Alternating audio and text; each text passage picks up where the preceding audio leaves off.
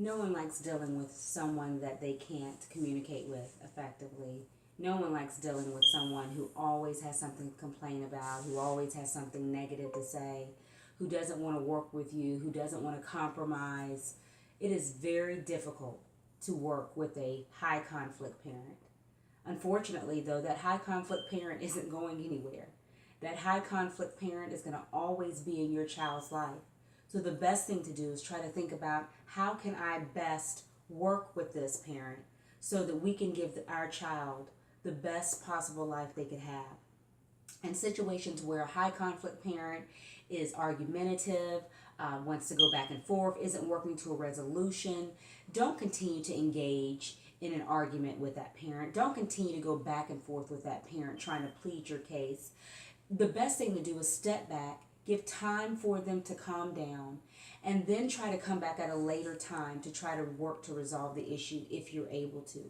But do not, absolutely do not get into a back and forth debate, cussing match, using that as an opportunity to say something negative to that parent, to talk down to that parent. Because in the end, if the parent is a high conflict parent, a lot of times they'll share that information with the child. And the child does not need to be involved in adult situations, nor do they want to hear anything negative that you say about their parent. I don't care if what you're saying about the parent is true. You will damage your relationship with your child if they ever hear or think that you're saying negative things about their parent, even if it's in defense to what they're saying. You have to understand that for children, when they see their parents not getting along and not being able to communicate, they feel torn. But they also use that as an opportunity for them to try to play the parents against each other. So now you have further dysfunction. You have now two parents who can't get along, and then you have a child who is now playing on this behavior, and they're using it to their advantage so that they can manipulate and get the things that they want. And before you know it, no one is paying attention to what's going on, and everybody is caught up in their emotion, and everybody is going back and forth thinking about their own selves, and now a child is involved in a situation that they should have never been involved in. The best way to deal with a situation like this is to try to think about, how am I impacting my child when I respond to this kind of behavior? How am I helping resolve the situation when I'm responding to this type of behavior? If I can't resolve the situation, then I'm not going to have a conversation about the situation at this point in time. I'm going to wait until things calm down. I'm going to wait until I have a level head and my emotions are not up front, that her or his emotions are not up front.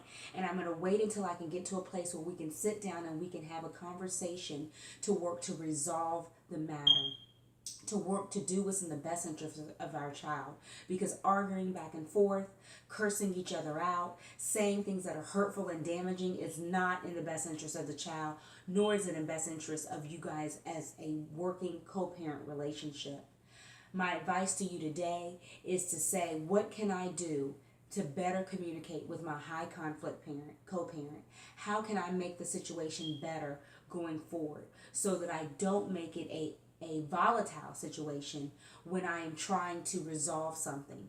How can I make it so that when things are high and feelings and emotions are high, how can I step back and say, let's come back at a later time and resolve this. Let's step away from this so that we're not saying or doing anything that we have to repent for. Instead, let's put this on the shelf and let's work towards communicating efficiently and effectively. Thank you for tuning in to Sharon Kelly Speaks. Have a great day.